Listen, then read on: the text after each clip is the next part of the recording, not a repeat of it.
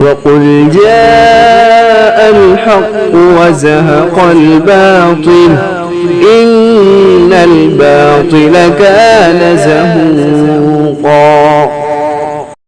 نحمدہ ونصلی ونسلم علی رسولہ الکریم اما بعد۔ پارہ نمبر 18 سورۃ المؤمنون۔ اس سورت کے شروع میں مومنین کی صفات کو بیان کیا گیا ہے۔ اگر یہ صفات کوئی بندہ اپنا لے تو وہ پکا مومن ہوگا اور جنت میں جائے گا، اس لیے اس سورت کا نام المؤمنون رکھ دیا گیا ہے۔ پھر آگے مومنین کے اوصاف کا ذکر ہے۔ الذین هم فی صلاتہم خاشعون۔ پہلی 10 آیات میں اہل ایمان کے 7 اوصاف کو بیان کیا گیا ہے کہ اگر کوئی ان اوصاف کو مکمل طور پر اپناتا ہے تو وہ صحیح معنوں میں مومن ہے، اور اللہ تعالیٰ نے فرمایا قد افلح، پکی بات ہے کہ وہ کامیاب ہے۔ اور وہ اوصاف یہ ہے: پہلی صفت نماز خشوع اور خضوع کے ساتھ پڑھنا۔ خشوع کی ایک تفسیر حضرت عبداللہ ابن عباس رضی اللہ عنہما سے مروی ہے کہ خشوع والے وہ لوگ ہیں جو نماز میں عاجزی اور انکساری کرتے ہیں، دائیں بائیں نہیں دیکھتے اور نماز میں رفع الیدین نہیں کرتے، لہٰذا نماز میں رفع الیدین کرنا خشوع کے خلاف ہے۔ مومنین کی بقیہ 6 صفات یہ ہے: فضول کاموں اور فضول باتوں سے پرہیز کرنا، اپنے آپ کو برے اعمال و اخلاق سے پاک کرنا جسے تزکیہ کہتے ہیں، شرمگاہوں کی حفاظت کرنا، امانتوں کا خیال رکھنا، وعدوں کو پورا کرنا، نماز کی پابندی کرنا۔ پھر آگے حضرت نوح علیہ السلام کی رسالت کا ذکر ہے۔ وَلَقَدْ أَرْسَلْنَا نُوحًا إِلَىٰ قَوْمِهِ۔ یہاں سے حضرت نوح علیہ السلام کا قصہ بیان کیا جا رہا ہے۔ حضرت نوح علیہ السلام نے فرمایا: اے میری قوم، اللہ کی عبادت کرو جس کے سوا کوئی تمہارا معبود نہیں۔ لیکن قوم نے بجائے ماننے کے انکار کیا، استہزاء کیا۔ بحکم خداوندی حضرت نوح علیہ السلام نے کشتی بنائی، ماننے والوں کو اپنے ساتھ سوار کر لیا، باقی طوفان میں غرق ہو گئے۔ وَجَعَلْنَا ابْنَ مَرْيَمَ وَأُمَّهُ آیَةً وَآوَيْنَاهُمَا إِلَىٰ رَبْوَةٍ ذَاتِ قَرَارٍ وَمَعِینٍ۔ اللہ تعالیٰ فرماتے ہیں ہم نے حضرت عیسیٰ علیہ السلام اور ان کی والدہ حضرت مریم علیہ السلام کو اپنی قدرت کی نشانی بنایا، یعنی حضرت عیسیٰ علیہ السلام بغیر والد کے پیدا ہوئے۔ ایک بادشاہ تھا جو ان کا دشمن تھا، وہ انہیں قتل کرنا چاہتا تھا، تو اللہ تعالیٰ نے انہیں ایک ایسی بلند جگہ یعنی ربوہ پر پناہ دی جو پرسکون، صاف ستھرے بہتے ہوئے پانی والی اور سبز و شاداب تھی، اور یہ جگہ بیت المقدس کے قریب واقع ہے۔ ربوہ ٹیلے کو کہتے ہیں، اس سے قادیوں والا خود ساختہ ربوہ جو پاکستان میں ہے مراد نہیں۔ اب ہمارے اکابر خصوصاً مولانا منظور احمد چنیوٹی رحمہ اللہ کی 30 سالہ جد و جہد سے ربوہ کا نام بدل کر چناب نگر رکھ دیا گیا ہے۔ پھر آگے مشرکین کی محرومی کی وجہ بیان کی۔ قد کانت آیاتی تتلی علیکم فکنتم علی اعقابکم تنکسون۔ مشرکین کی عادت یہ تھی کہ اللہ تعالیٰ کے کلام کو سنتے نہیں تھے بلکہ دوڑ جاتے تھے، آیات کا انکار کرتے تھے، اور یہ کام غرور اور تکبر کی وجہ سے کرتے تھے۔ یہ لوگ رات کو محفلیں سجا سجا کر قرآن کریم کے بارے میں بےہودہ باتیں کرتے تھے۔ ان مشرکین کی یہ گندی عادت تھی کہ رات کو بیٹھ کر قصے کہانیاں سناتے۔ اللہ کی آیات اور نبی پاک صلی اللہ علیہ وسلم کی باتوں سے ان کو کوئی دلچسپی نہیں تھی۔ انہی بےہودہ حرکات کی وجہ سے ایمان جیسی عظیم نعمت سے بھی محروم رہے، اور نبی پاک صلی اللہ علیہ وسلم کو برحق جاننے کے باوجود بھی آپ پر ایمان نہ لائے۔ پھر آگے انعامات خداوندی کا ذکر ہے۔ وَهُوَ الَّذِي أَنشَأَ لَكُمُ السَّمْعَ وَالْأَبْصَارَ وَالْأَفْئِدَةَ قَلِيلًا مَا تَشْكُرُونَ۔ اللہ تعالیٰ منعم ذات ہے، اپنے بندوں کو بے شمار نعمتیں عطا فرمائی ہے۔ ان میں سے 3 یعنی کان، آنکھ، دل اہم نعمتیں ہیں۔ ان نعمتوں کا تقاضا یہ تھا کہ جب اللہ نے بغیر مانگے آنکھ دی ہے تو اس سے وہ کچھ دیکھتے جو اللہ چاہتے ہیں، کان دیے ہیں تو وہ سب کچھ سنتے جو اللہ چاہتے ہیں، آنکھ دی ہے تو وہ سب کچھ دیکھتے جو اللہ چاہتے ہیں۔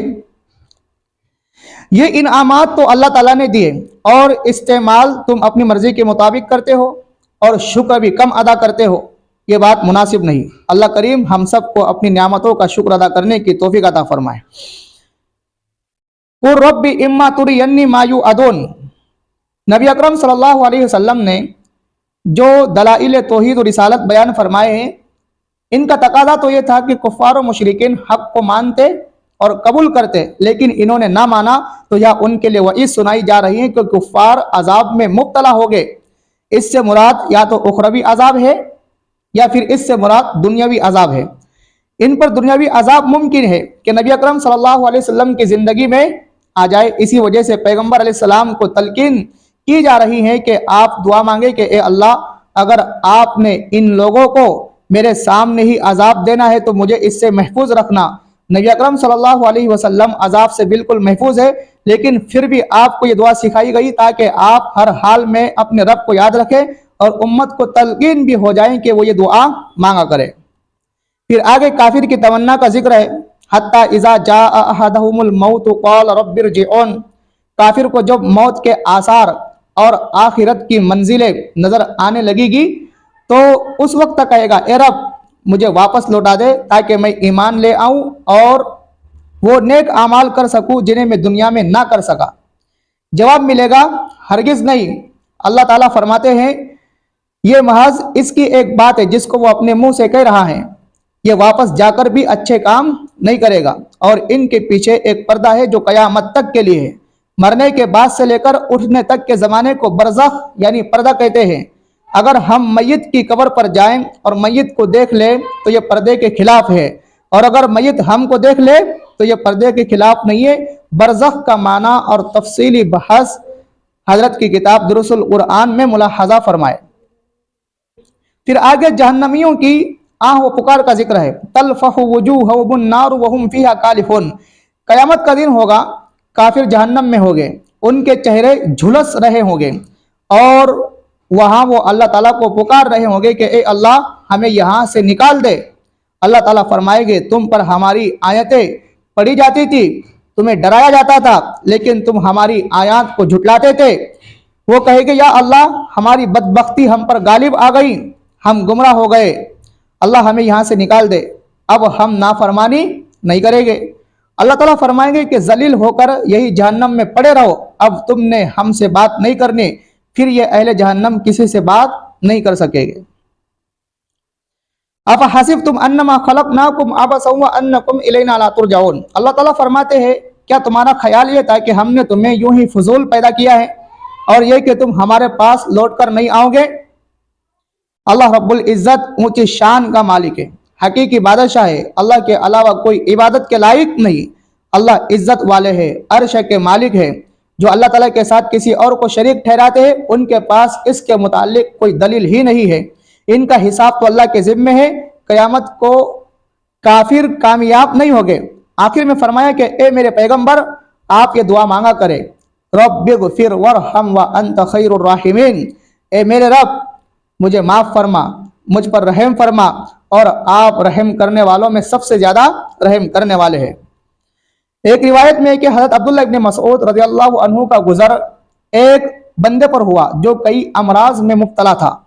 آپ نے سورۃ المؤمنون کی آخری آیات افحسبتم انما خلقناکم عبثا سے آخر تک اس کے کان میں پڑھ دی، وہ بالکل ٹھیک ہو گیا۔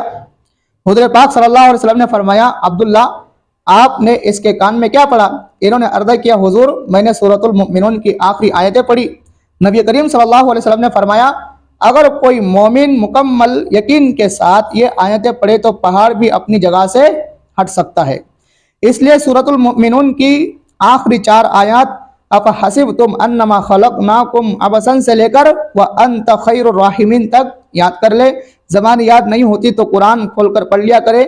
اگر گھر میں کوئی بیمار ہے تو یہ 4 آیتیں اس کے کان میں دم کر دیا کرے، سر درد ہے یا کوئی اور بیماری ہے تو ان کو پڑھ لیا کرے۔ اللہ تعالیٰ ہم سب کو اپنی آیات پر کامل یقین نصیب فرمائے۔ پھر سورۃ النور کا آغاز ہے۔ اس سورت میں مختلف دینی، اخلاقی، معاشرتی احکام بیان کیے گئے ہیں۔ معاشرے میں بے حیائی، فحاشی اور برائی کو روکنے اور عفت و عصمت کو عام کرنے کی ہدایات دی گئی ہے۔ نیز ام المؤمنین حضرت عائشہ صدیقہ رضی اللہ عنہا کی براءت، گھروں میں جانے کے آداب اور پردے کے متعلق احکامات کو تفصیل سے بیان کیا گیا ہے۔ الزانیۃ والزانی فاجلدوا کل واحد منہما 100 جلدہ۔ اگر غیر شادی شدہ مرد اور غیر شادی شدہ عورت نے زنا کیا ہو تو انہیں بطور حد 100 کوڑے مارے جائیں گے، جبکہ شادی شدہ مرد اور شادی شدہ عورت کی سزا حدیث پاک میں سنگساری بیان کی گئی ہے۔ فعل زنا ثابت ہونے کے 3 طریقے ہیں۔ نمبر 1، 4 مرد گواہ ہو۔ نمبر 2، زانی یا زانیہ خود اعتراف کرے کہ مجھ سے فعل زنا سرزد ہو گیا ہے۔ نمبر 3، کنواری عورت کا حمل ظاہر ہو جائے تو اس سے دریافت کیا جائے گا کہ یہ حمل کس کا ہے، وہ جس کا نام لے اس سے تحقیق کی جائے گی۔ اگر وہ بھی اس فعل بد کا اقرار کر لے تو مرد و عورت دونوں شرعی سزا کے مستحق ہو گئے، ورنہ صرف عورت کو سزا ملے گی۔ مزید تفصیلات کے لیے کتب فقہ کا مطالعہ فرمائیں۔ والذین یرمون المحصنات ثم لم یأتوا بأربعة شهداء فاجلدوهم 80 جلدة ولا تقبلوا لهم شهادة ابدا واولئک هم الفاسقون۔ کسی پر زنا کا الزام لگانے والے کے ذمہ ہے کہ وہ 4 گواہ پیش کرے، اگر 4 گواہ نہیں پیش کر سکتا تو اس تہمت لگانے والے پر حد قذف یعنی 80 کوڑے لگائے جائیں گے اور وہ مردود الشہادہ ہو جائے گا۔ آئندہ کسی کیس میں اس کی شہادت قبول نہیں کی جائے گی۔ اگر توبہ کر لیتا ہے تو اس کو آخرت میں سزا نہیں ملے گی، لیکن دنیا کی سزا باقی رہے گی، یعنی اس کو کوڑے بھی لگے گے اور آئندہ گواہی اس کی قبول نہیں کی جائے گی۔ ان الذین جاؤوا بالافک عصبۃ منکم، یہاں واقعہ افک کا ذکر ہے۔ سن 6 ہجری میں غزوہ بنی المستلق سے واپسی پر آپ صلی اللہ علیہ وسلم اور آپ کے اصحاب نے ایک جگہ پر پڑاؤ ڈالا۔ اس سفر میں صدیقہ کائنات ام المؤمنین حضرت عائشہ صدیقہ رضی اللہ عنہا آپ صلی اللہ علیہ وسلم کے ساتھ موجود تھی۔ جب قافلے کی روانگی ہونے لگی تو آپ رضی اللہ عنہا قضاء حاجت کے لیے گئی ہوئی تھی۔ قافلہ روانہ ہو گیا، آپ وہیں پر رہ گئی۔ بعد میں حضرت صفوان رضی اللہ عنہ کے اونٹ پر سوار ہو کر قافلے کے ساتھ مل گئی، لیکن عبداللہ بن ابی جو نبی اکرم صلی اللہ علیہ وسلم کا ازلی دشمن تھا، اس نے افطرا باندھا، ام المؤمنین پر تہمت لگائی۔ بالآخر اللہ تعالیٰ نے خود اپنے نبی کی لاڈلی بیوی کی برات کا اعلان فرما کر آپ کی عفت و پاک دامنی کی گواہی دی اور اسے ھذا بہتان عظیم کہا۔ آگے اہل علم و فضل کو خدائی کا پیغام ہے۔ وَلَا يَأْتَلِ أُولُو الْفَضْلِ مِنْكُمْ۔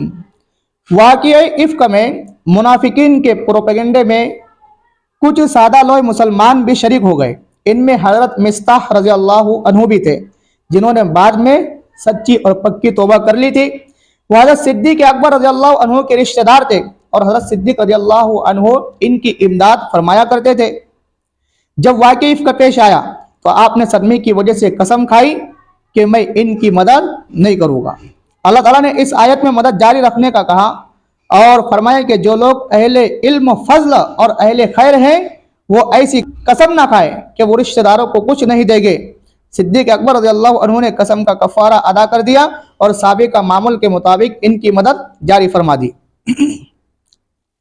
پھر آگے مکانات میں داخلے کے احکام بیان کیے گئے۔ یا ایھا الذین آمنوا لا تدخلوا بیوتا غیر بیوتکم۔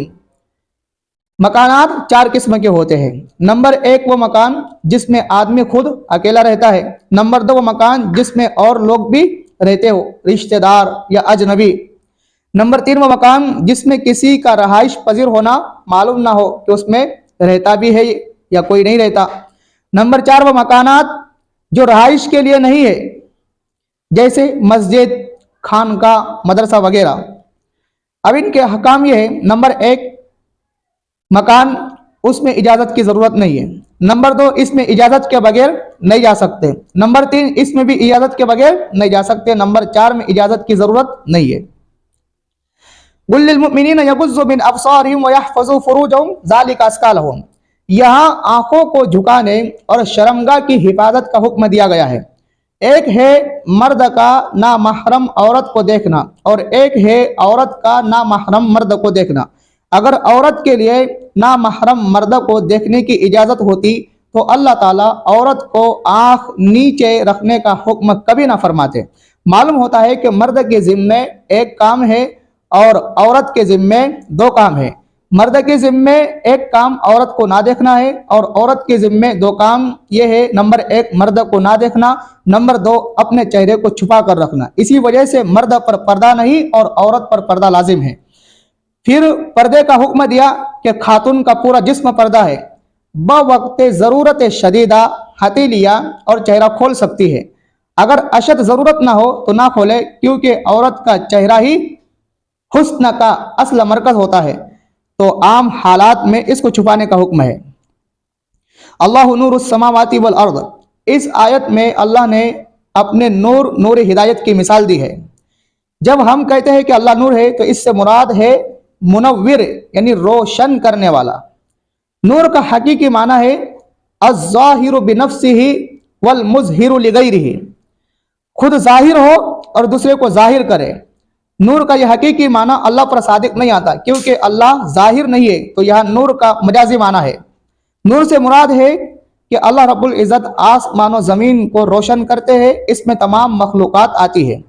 اللہ رب العزت کیسے روشن کرتے ہیں؟ تو اس کی مثال دی ہے، جیسے ایک طاقچہ ہو، اس طاقچے میں چراغ ہو اور چراغ ایک قندیل میں ہو، اور چراغ کو جس تیل سے جلایا جا رہا ہو وہ زیتون کا تیل ہو۔ زیتون بھی ایسا کہ جس پر پورا دن سورج کی روشنی پڑتی رہتی ہے، خواہ سورج مشرق میں ہو یا مغرب میں ہو، اسی وجہ سے اس کا تیل نہایت صاف اور عمدہ ہوتا ہے۔ مراد اس سے مومن کا دل ہے کہ مومن کے دل میں طبعی طور پر ایمان کے قبول کرنے کی صلاحیت موجود ہے، پھر جب اوپر سے وحی الہی آتی ہے تو بہت جلد اسے عمل کی توفیق مل جاتی ہے۔ والذین کفروا اعمالهم کسراب بقیعۃ یحسبہ الظمآن ماء، اس آیت میں ان کفار کے اعمال کی مثال دی گئی ہے جو آخرت پر یقین رکھتے ہیں لیکن توحید و رسالت کو نہیں مانتے۔ ان کفار کے اعمال کی مثال ایسے ہے جیسے آدمی ریگستان میں سفر کر رہا ہو تو اسے دور سے ریت کی چمک ایسے معلوم ہوتی ہے جیسے پانی، لیکن حقیقت میں وہ پانی نہیں ہوتا، سراب سے اس نے دھوکہ کھایا۔ اسی طرح کفار کے وہ نیک اعمال جن کے بارے میں وہ یہ سمجھتے تھے کہ انہیں آخرت میں فائدہ دے گے، ایمان نہ ہونے کی وجہ سے وہ نیک اعمال سراب کی طرح دھوکہ ہے۔ او کظلمات فی بحر اللجی یغشاہ موج من فوقہ موج من فوق سحاب ظلمات بعضها فوق بعض، یہاں ان کفار کی مثال ہے جو آخرت پر بھی ایمان نہیں رکھتے۔ ان کفار کی مثال ایسے ہے جیسے بہت گہرا سمندر ہو اور اس میں اندھیرے ہو، اس کے اوپر پھر ایک موج ہے پانی کی، پھر اس کے اوپر ایک اور موج ہے، پھر اس کے اوپر بادل ہے۔ اب اتنا اندھیرا ہو تو آدمی کو اپنا ہاتھ بھی نظر نہیں آتا۔ وَمَن يُطِعِ اللَّهَ وَرَسُولَهُ وَيَخْشَ اللَّهَ وَيَتَّقْهِ فَأُولَٰئِكَ هُمُ الْفَائِزُونَ، اگر کوئی شخص چار باتوں کا اہتمام کرے تو کامیاب ہو جائے گا، اور وہ چار باتیں یہ ہیں۔ وَمَن يُطِعِ اللَّهَ، اللہ رب العزت کی اطاعت کرے، اس کا تعلق فرائض کے ساتھ ہے۔ وَرَسُولَهُ، اور پیغمبر صلی اللہ علیہ وسلم کی اطاعت کرے۔ وَيَخْشَ اللَّهَ، ماضی میں اللہ تعالیٰ سے وہ ڈرتا رہا ہو۔ وَيَتَّقْهِ، اور مستقبل میں بھی اللہ تعالیٰ سے وہ ڈرتا رہے۔ وَعَدَ اللَّهُ الَّذِينَ آمَنُوا مِنكُمْ وَعَمِلُوا الصَّالِحَاتِ لَيَسْتَخْلِفَنَّهُمْ فِي الْأَرْضِ كَمَا اسْتَخْلَفَ الَّذِينَ مِنْ قَبْلِهِمْ، اس آیت کو آیت استخلاف کہتے ہیں۔ قرآن کریم میں اللہ تعالیٰ نے جن صحابہ رضی اللہ عنہم کی خلافت کا وعدہ کیا ہے وہ اہل سنت والجماعت کے مسلک کے مطابق حضرت ابو بکر، حضرت عمر، حضرت عثمان، حضرت علی رضی اللہ تعالی عنہم اجمعین ہیں۔ انہی کو خلافت راشدہ حق چار یار بھی کہتے ہیں اور چار خلفائے راشدین بھی کہتے ہیں، تو اس آیت میں انہی چار حضرات کی خلافت کا ثبوت ہے۔ یا ایھا الذین آمنوا لیستأذنکم الذین ملکت ایمانکم والذین لم یبلغوا الحلم منکم ثلاث مرات، گزشتہ آیات میں بڑوں کے متعلق حکم تھا کہ کسی کے گھر بغیر اجازت کے داخل نہ ہو۔ اب یہاں غلام، لونڈی اور چھوٹے بچوں کے متعلق حکم ہے کہ 3 اوقات میں ان کو بھی گھروں اور کمروں میں بغیر اجازت کے داخل نہیں ہونا چاہیے، کیونکہ ان اوقات میں انسان بے تکلفی میں صرف ضروری کپڑوں میں ہوتا ہے اور تنہائی چاہتا ہے، تو ان کے داخل ہونے سے بے پردگی بھی ہوتی ہے اور ناپسندیدگی بھی ہے۔ اس لیے انہیں حکم دیا کہ 3 اوقات، نماز فجر سے پہلے، دوپہر کے وقت اور نماز عشاء کے بعد بغیر اجازت کے گھروں یا کمروں میں داخل نہ ہو۔ لیس علی الاعمى حرج ولا علی الاعرج حرج الی آخر الآیہ۔ معذور حضرات یعنی نابینا، پاؤں سے معذور وغیرہ تندرستوں کے ساتھ بیٹھ کر کھانا کھانے سے شرماتے تھے کہ کہیں ہمیں کھانے کی تہذیب نہ ہو، یا معذور سوچتا کہ جگہ زیادہ نہ گھیر لو۔ اسی طرح تندرست حضرات کو بھی الجھن ہوتی تھی کہ کہیں یہ معذوری کی وجہ سے مشترک کھانے میں ہم سے کم کھائے اور اپنا پورا حصہ نہ لے سکے۔ اللہ تعالیٰ نے فرمایا ان کو ساتھ بٹھا کر کھلانے میں کوئی حرج کی بات نہیں ہے، اتنی چھوٹی چھوٹی باتوں میں باریک بینی کی ضرورت نہیں۔ انما المؤمنون الذين آمنوا بالله ورسوله واذا كانوا معه على امر جامع لم يذهبوا حتى يستاذنوا۔ یہ آیت غزوہ احزاب کے موقع پر نازل ہوئی تھی، جس میں مخلص مسلمانوں کی مدح اور منافقین کی مذمت بیان کی گئی ہے۔ جب کفار کے تمام قبائل مدینہ منورہ پر حملہ کرنے کے لیے متحد ہو کر آنے لگے اور آپ صلی اللہ علیہ وسلم نے دفاعی پوزیشن اختیار کرنے کے لیے خندق کھودنے کا حکم دیا تو مخلص مسلمان صدق کے دل سے کام میں لگے رہتے، جب جانا ہوتا تو اجازت لے کر کے جاتے، جبکہ منافقین اول تو سستی کرتے، جب آ جاتے تو بہانے بنا کر یا مخفی طور پر نکل جاتے۔ عام مجالس میں بھی اسی طرح ہوتا۔ اللہ تعالیٰ نے ان کی مذمت بیان فرمائی اور یہ بھی فرمایا کہ مخلصین مسلمان جب آپ سے اجازت مانگے تو آپ ان کو دے دیا کرے اور ان کے لیے دعائیں مغفرت بھی کیا کرے۔ آج بھی یہی حکم ہے کہ کسی اجتماعی مشورے کے لیے جب سب جمع ہو تو بلا اجازت چلے جانا درست نہیں، اجازت لے کر جانا چاہیے۔ پھر سورۃ الفرقان کا آغاز ہے۔ فرقان کے معنی ہے حق و باطل کے درمیان تمیز کرنا۔ اس صورت میں قرآن کریم کو فرقان فرمایا گیا، اسی وجہ سے اس صورت کا نام بھی فرقان رکھا گیا ہے۔ اس صورت میں بنیادی عقائد کے علاوہ مشرکین کے اعتراضات کے جوابات دیے گئے، مومنین کے لیے انعامات کا ذکر ہے، اور صورت کے آخر میں عباد الرحمن کے اوصاف کو بیان کیا گیا ہے۔ پہلا اعتراض، وقال الذين كفروا ان هذا الا افك افتراه واعانه عليه قوم اخرون فقد جاءوا ظلما وزورا۔ مشرکین کہتے تھے کہ قرآن کریم کو محمد صلی اللہ علیہ وسلم نے خود گڑھا ہے۔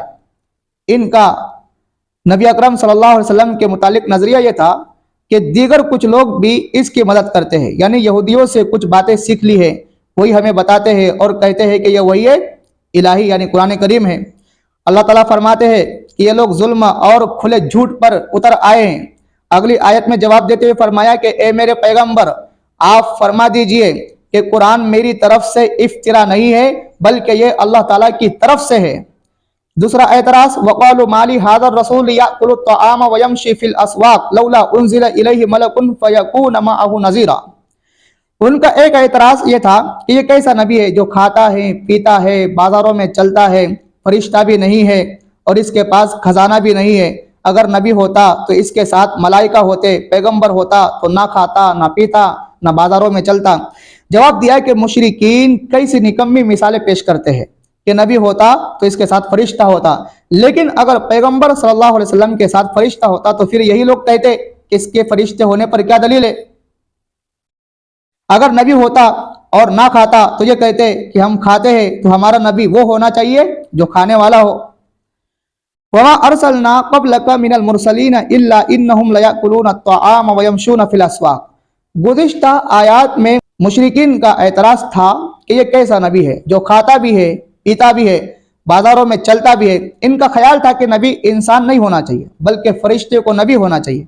یہاں جواب دیا کہ جن انبیاء علیہ السلام کو تم بھی نبی و رسول مانتے ہو وہ بھی تو انسان ہی تھے، انسانوں کی طرح کھاتے پیتے تھے، بازاروں میں چلتے تھے، لہذا اس سے تم سمجھ لیتے کہ کھانا پینا بازار میں پھرنا وغیرہ منصب نبوت اور منصب رسالت کے منافی نہیں ہے۔ یہ چند باتیں اور احکامات اللہ پاک نے 18ویں پارے میں ارشاد فرمائی۔ اللہ تعالی ہمیں دین پر صحیح سمجھ کر عمل کرنے کی توفیق عطا فرمائے۔ وآخر دعوانا ان الحمد للہ رب العالمین۔